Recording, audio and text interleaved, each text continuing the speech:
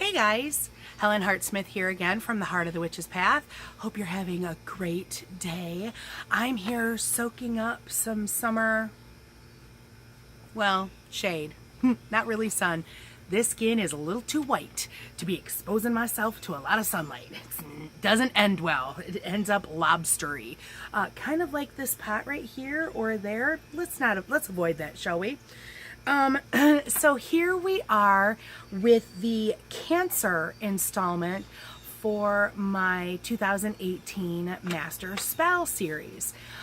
So if you're new to watching this series and don't know what it's about, I've kind of, for the last couple of years, I've had a intent, that I'm working towards in the year. So last year I worked on my health, and that was a part of my my final year with the Temple of Witchcraft. And I enjoyed that so much that I continued on this year. And this year it's been about perseverance for me. And boy, let me tell you what, I thought that I understood what perseverance was about until a couple of months ago. Kind of rocked my world a couple of months ago. And I'm going to be honest with you, I'm still struggling trying to get myself back on track.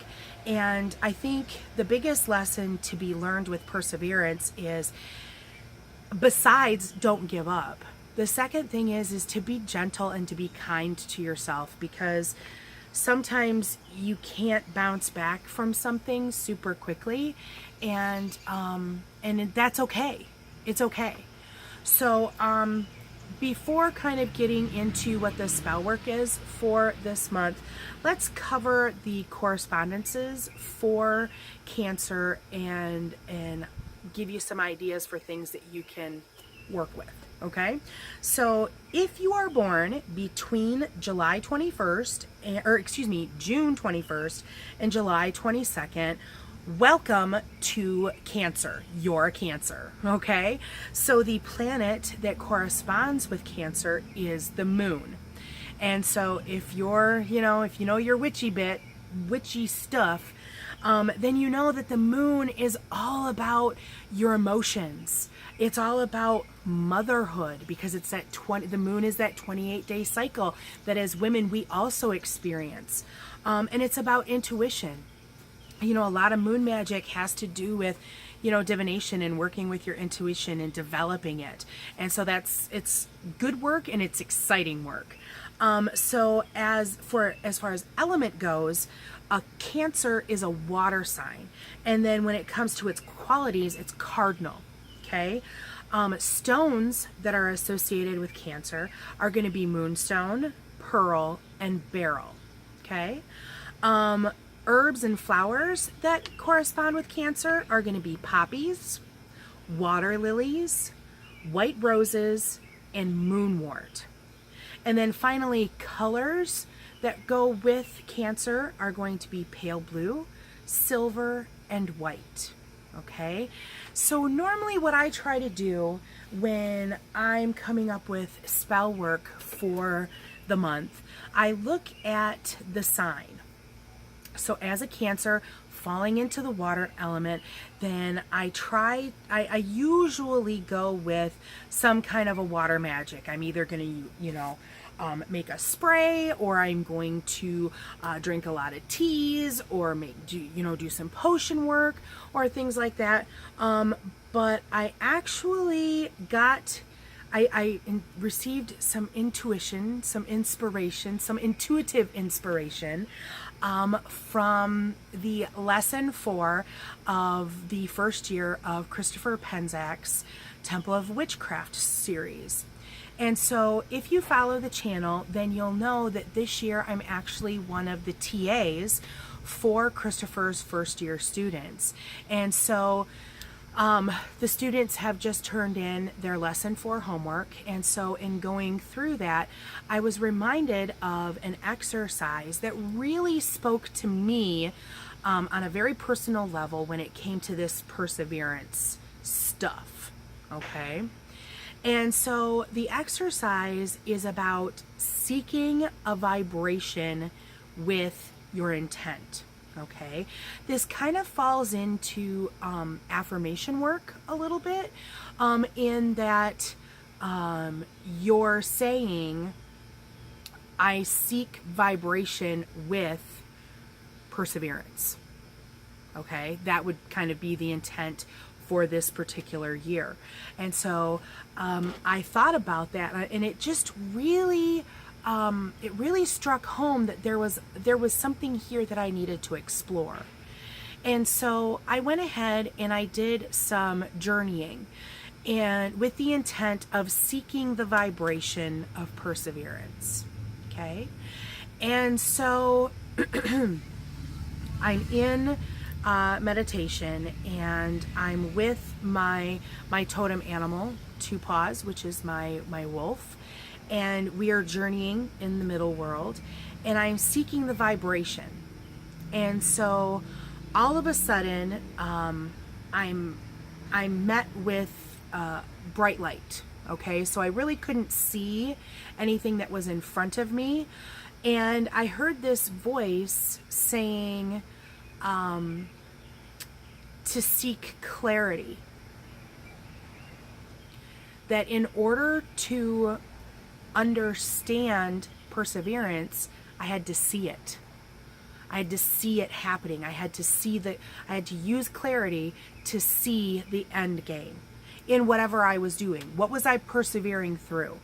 And so I think that for me right now, my big perseverance is basically finding my new normal, of where my life picks up since the death of my mother. I thought that I would be a little more bouncy back in my life and in my hobbies and in life in general. Okay, and it's been difficult. I mean, and there is a grieving process, and I don't want to get into all of that necessarily. But the bottom line is I'm having a harder time kind of coming back into getting established back with some practices. And so it ended up being my patron god, Odin Father, that was speaking to me. And he came out of that light and he said, you have to see what you want to have happen. And there's numerous things in my life that I'm working on right now. You know, of course I'm working on being a good TA for the students that I have for this first year class. I'm working on my own students in person that are aside from the Temple of Witchcraft. I'm working on getting back into a normal rhythm for blogging and making videos here for the channel. And there's some other personal things outside of those things that I've listed. And so Odin Father told me, you have to seek the clarity. You have to see. It's the 4th of July season. Hopefully that's not going to continue. You have to see the end game, basically. And I thought that was really interesting because I remember kind of asking, well, like what's the best way for that to happen? And I recently came into contact with a stone that I'd never seen before. And this stone is called, I hope I'm going to say this correctly. If not, I'm sure someone will correct me. It's the Hyperstein stone. And I didn't bring mine out to show you because the specimen that I bought is kind of small, and I've tried to take pictures of it and it just doesn't do it justice. So I'm just going to kind of tell you about it. Okay. So this Hyperstein is also known as a velvet labradorite. So if you're familiar with labradorite, then you'll know that it's one of my favorite kinds of stones. I've talked before about how I like the shiny ones. I like the ones that have like little bits of reflectiveness in them, like sunstone, like larvacite, like labradorite. And so I had picked up this piece, and the specimen is very small. It's only about an inch by maybe 3/4 of an inch. And but if you look in it, it's got that reflectiveness, and it's very dark. Generally, labradorite is very much about like greens and blues and even little hints of purple. But this hyperstein, this velvet labradorite, is very much about neutrality. It's grays, like the reflective parts are gray or almost like a white or clear in nature, and then there's black. It's the stone that I bought is gorgeous, and I bought it not even knowing what its magical correspondences were. And so, you know, I get out of the store and look it up, and it's actually very much about clarity, and it's very much about intuition and some other things. And so I'm in this meditation talking with Odin Father, and he tells me, well, you just got something to use for clarity. And I'm like, that's really interesting. And so now it made sense to me. It made total sense that and he even told me, he said, look up what the definitions of these words are, clarity and perseverance. And I'd looked up perseverance before. Perseverance is very much about continuing to work towards something, even if it's to get there is going to be hard, if not impossible. Perseverance is the act of continuing to work towards that goal. And then clarity is about seeing things for what it is, basically. And there's a lot of ways that clarity plays in. There's mental clarity, there's visual clarity, you know, different things like that. And so it made sense to me how, in order for me to persevere, I have to see the end game. I have to see myself sitting here, for example, recording a video and posting it for you guys so that I can share my experiences with you. I have to see completing the work that I need to do for my students, to be prepared for them, to look at their homework and give them comments that are helpful. Okay, you have to see yourself finishing whatever your task is. Okay, and that was very profound for me, and it made sense. And if that's boiling perseverance down to a simple act that can help to make it easy, then I'll take it. I will definitely take it, and I will run with it. And so after having that meditation, I was like, this is what I have to work with this month. This is because I had meditated, just seeing, you know, doing a little test to see what was the vibration for perseverance. And now that I had it, I'm like, okay, I'm a visual person to begin with. This is the work that I need to do. And so I thought, well, gosh, I need to look up, because obviously hyperstein isn't going to be the only stone out there that you can use for clarity. So what else is out there? And so I did a little bit of research so I could share with you guys, and then you can take this information and you can use it in whatever way you want to. You can work other magic that's different from just the visualizing and seeing. You know, you can look at charm bag magic, you can look at potion magic, you can look at whatever you know, rings true for you. So I looked up some stones, and I also looked up some plants. Okay, so for clarity in stones, we're looking at amber, and that's definitely about clarity of thought. Okay, there's aventurine. Hematite is all about mental clarity. So if you're working on, your education, if you've gone back to school, then maybe you want to make sure to have a hematite with you to help you with clear thinking, clear mental power as you work your way through your classes. Of course, the hyperstein we talked about. Icelandic spar is another good one for clarity, and that's for visual clarity. I don't know if I'm going to say this correctly or not. Brachiated jasper. Brachiated jasper, it's I read this before and I don't remember exactly. It's red jasper mixed with something else. It's kind of like it's going to look kind of granity. It's going to be like little bits of different colors. It's really beautiful. Yellow jasper, again, is for mental clarity. Jet, lapis lazuli. Moonstone is for clarity in spiritual understanding. So if you're working on perseverance towards, maybe you're, working on your first degree for something, or your third degree for something, or, what have you. Pearl is also good for clarity. And isn't it interesting that moon and pearl are also stones that correspond with Cancer for this month? Something else to think about. Fire quartz is for emotional clarity. So if you're working on an emotional issue, you might want to look at fire quartz. Sapphire and tiger iron. Tiger iron is a really interesting stone. It is, if I remember correctly, it is a mixture of tiger eye and hematite.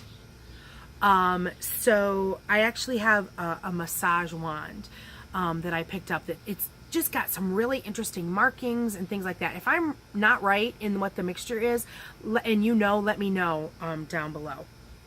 Now let's look at plants that are for clarity.